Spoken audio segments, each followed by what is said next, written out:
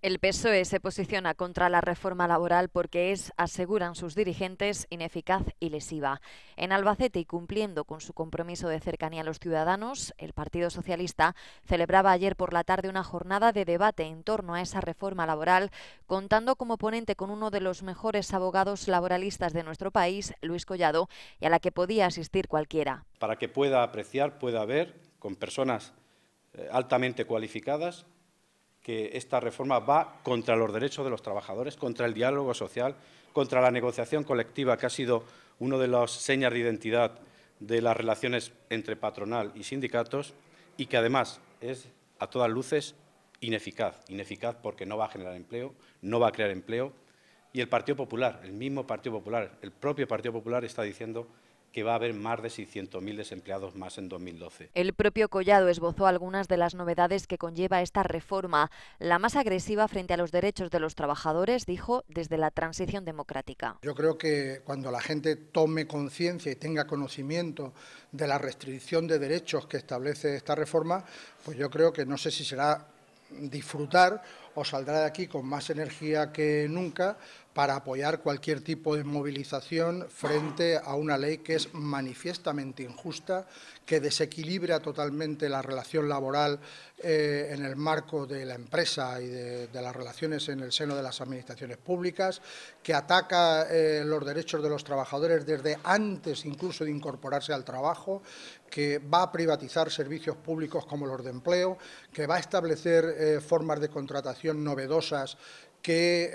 restringen totalmente los derechos de los trabajadores, como es ese contrato que dicen que es para emplear a los jóvenes, pero que ningún joven se va a poder acudir a esa modalidad de contratación por si no son beneficiarios de prestación por desempleo, que flexibiliza totalmente la relación laboral, que va a permitir abaratar los salarios en el marco del contrato de trabajo, que abarata totalmente los despidos, que da un poder enorme al empresario en la extinción de los contratos y en la supresión de la intervención de la autoridad laboral,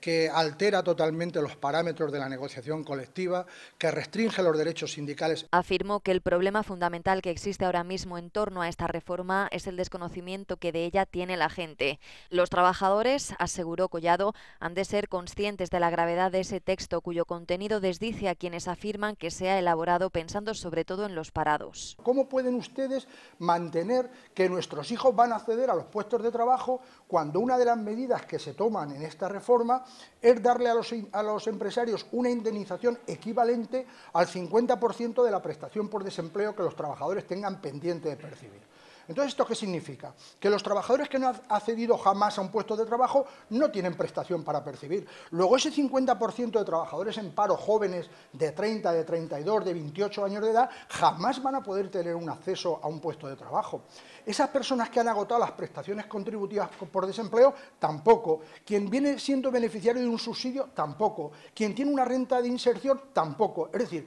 enormes colectivos de millones de trabajadores en desempleo, con esta reforma, no van a poder acceder a un puesto de trabajo. Y lo que hace falta es debatir esos temas y sentarse en una mesa y no hablar de política general, sino de políticas concretas. Y decir, vamos a ver, ¿esta es la ley, sí o no? Advirtió además que la del jueves no es una huelga general política, sino de respuesta ciudadana a una decisión política que prácticamente anula todos los derechos laborales conseguidos hasta ahora. Esta es una huelga general que hay que hacerla no solamente por defensa del puesto de trabajo y los derechos, sino por la defensa de los puestos de trabajo de nuestros hijos, de nuestras familias, de todos los que están implicados en un tema de esta naturaleza. Y es que todos los presentes coincidieron en que la huelga no es un fin, sino un medio, y que tras ella deberá haber más movilizaciones contra una reforma, reiteraron, manifiestamente injusta.